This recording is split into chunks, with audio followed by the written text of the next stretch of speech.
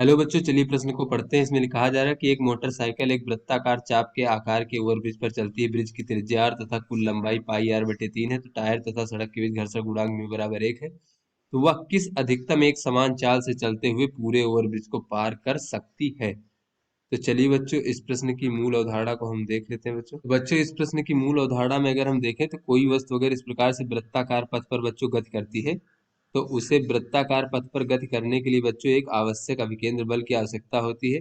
अगर बच्चों इसका द्रव्यमान m है और ये v है बच्चों इसकी चाल और वृत्तीय पथ की त्रिज्या r है बच्चों, तो ये आवश्यक अभिकेंद्र बल का मान होता है mv का वर्ग भागे r बच्चों। तो बच्चों अगर उसको इतना अभिकेंद्र बल नहीं प्राप्त हुआ तो ये वस्तु जो है वृत्तीय पथ पर गति नहीं कर पाएगी बच्चों। ये अभिकेंद्र बल की दिशा जो होती है ये इसके वेग की दिशा के अभिलंबवत केंद्र की ओर होती है बच्चों। तो इस प्रकार से बच्चों ये लगातार जब केंद्र की ओर लगता है बल तो बच्चों ये हमारा जो है वेग की दिशा को लगातार परिवर्तित करता रहता है। और ये जो बच्चों वृत्तीय पथ पर वस्तु गति करती है। अगर बच्चों हमारा ये अभिकेंद्र बल जो है ये किसी भी प्रकार के बल से प्राप्त हो सकता है, चाहे वो गुरुत्वाकर्षण बल हो या अभिलंब बल हो या घर्षण बल, या तो ऐसा कोई बल जो वस्तु के गति के दिशा के अभिलंबवत और केंद्र की ओर लग रहा हो बच्चों, वृत्तीय पथ के केंद्र की ओर। तो बच्चों वो जो है वो हमारा वस्तु को वृत्तीय पथ पर गति करने के लिए अभिकेंद्र बल प्रदान करेगा। तो बच्चों अगर वो केंद्र की ओर लगने वाले बल का मान आवश्यक अभिकेंद्र बल से कम हो जाए बच्चों तो ये वृत्तीय पथ पर गति नहीं कर पाएगा और ये हमारा वृत्तीय पथ से बाहर की ओर चला जाएगा बच्चों, वृत्तीय पथ पर गति नहीं कर पाएगा। तो चलिए बच्चों अपने प्रश्न को हल करते हैं। तो बच्चों इस प्रश्न में हमें इस ब्रिज की लंबाई दी गई है पाई r/3 बच्चों इस प्रकार से। और बच्चों ब्रिज की त्रिज्या r है। तो बच्चों कहा जा रहा है कि मान लीजिए बच्चों यहाँ पर ब्रिज इस प्रकार से है, इस प्रकार से ये बच्चों मान लीजिए हमारा ब्रिज है बच्चों इस प्रकार से। तो यहाँ पर बच्चों देख लेते हैं जब हमारी मोटरसाइकिल जब ब्रिज के ऊपर होगी इस प्रकार से तो बच्चों इसमें ये वृत्ताकार पथ जिसकी त्रिज्या बच्चों r है इस प्रकार से देख लेते हैं।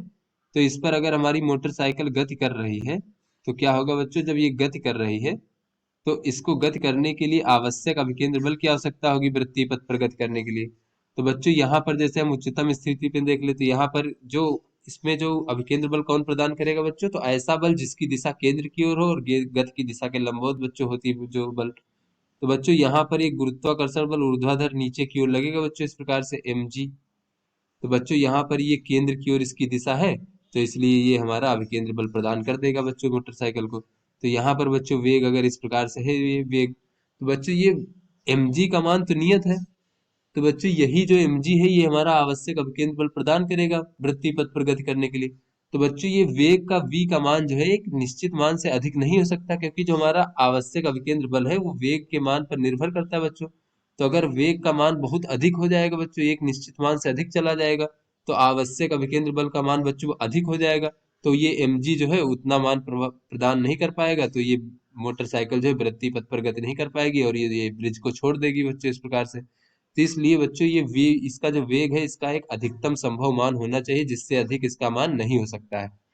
तो बच्चों इसके बाद क्या होगा बच्चों, जब ये धीरे धीरे आगे बढ़ेगी मोटरसाइकिल यहाँ पर तो क्या होगा बच्चों, ये इस प्रकार से बच्चों किसी क्षण मान लीजिए यहाँ पर मोटरसाइकिल है तो यहाँ पर गुरुत्वाकर्षण नीचे की ओर लग रहा होगा बच्चों इस प्रकार से mg। तो बच्चों इस समय यहाँ पर देख लेते हैं कि केंद्र की ओर कितना बल लगेगा बच्चों। तो इस समय बच्चों अगर ये हमारा कोण जो है बच्चों इस प्रकार से थीटा कोण बना रहा है ऊर्ध्वाधर से तो ये कोण भी बच्चों यहाँ पर ये थीटा कोण होगा। तो ऐसे में बच्चों ये mg का जो ये घटक है बच्चों mg cos थीटा ये केंद्र की ओर लग रहा है बच्चों और यही जो है हमारा आवश्यक अभिकेंद्र बल प्रदान करेगा। तो बच्चों हम देख रहे हैं कि जैसे जैसे मोटरसाइकिल इधर की ओर बढ़ रही है तो केंद्र की ओर लगने वाले बल का मान जो है कम होता जा रहा है। यानी कि जो हमारा अभिकेंद्र बल प्रदान करने वाला बल है उसका मान कम होता जा रहा है, यानी कि ये चाल का मान कम होना चाहिए। तो बच्चों अगर ये कम नहीं होगा तो ये मोटरसाइकिल जो है ब्रिज को छोड़ देगा।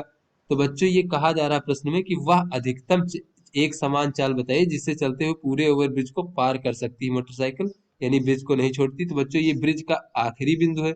अगर यहाँ पर भी आकर के जहां पर बच्चों केंद्र की ओर लगने वाले बल का मान सबसे कम है बच्चों, यहाँ पर बच्चों अगर ये हमारी मोटरसाइकिल जो है ब्रिज को नहीं छोड़ेगी तो बच्चों पूरे ब्रिज पर कहीं नहीं छोड़ेगी बच्चों, क्योंकि यहीं पर सबसे कम ये अभिकेंद्र बल बच्चों अभिकेंद्र बल का मान होगा। तो यहाँ पर बच्चों हम देख लेते हैं कि ये कितना होगा बच्चों। तो यहाँ पर ये अधिकतम चाल के लिए देख लेते हैं कि यहाँ पर बच्चों ये हमारी v चाल मान लेते हैं इस प्रकार से बच्चों v चाल मान लेते हैं। तो बच्चों ये हमारी v चाल अधिकतम चाल है जिसके लिए ये यहाँ पर जो है बच्चों ये मोटरसाइकिल ब्रिज को नहीं छोड़ेगी।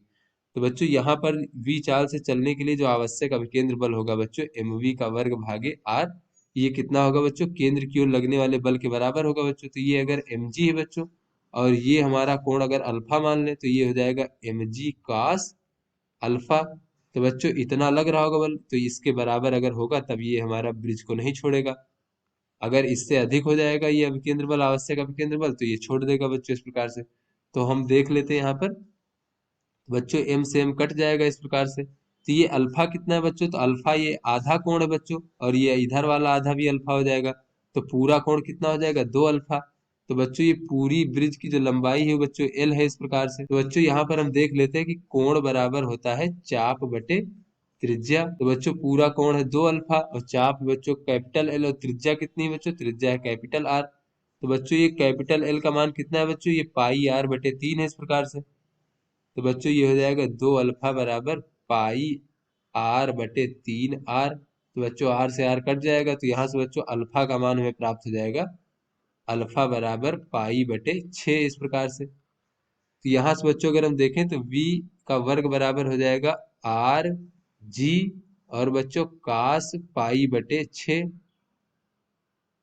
इस प्रकार से बच्चों। तो ये v का वर्ग बराबर हो जाएगा आर जी, और कास पाई बटे 6 का मान बच्चों होता है 1/2। तो बच्चों ये 1/2 हो जाएगा। और बच्चों ये v का मान अगर देखें तो ये हो जाएगा वर्गमूल आर जी बटे 2। यानी बच्चों ये अधिकतम चाल का मान है जिससे बच्चों ये चलते हुए जो हमारी मोटरसाइकिल है ये पूरे जो है बच्चों पूरे ब्रिज को पार कर सकती है बच्चों। और जहाँ पे ब्रिज की लंबाई बच्चों एल कितना है, पाई आर बटे 3 इस प्रकार से। तो बच्चों इस चाल से चलेगा तो पूरे ब्रिज को पार कर लेगी और अंत में जाके कहीं छोड़ेगा तो तब तक बच्चों ब्रिज खत्म हो जाएगा। तो आशा करते हैं आपको समझ में आ गया होगा। धन्यवाद।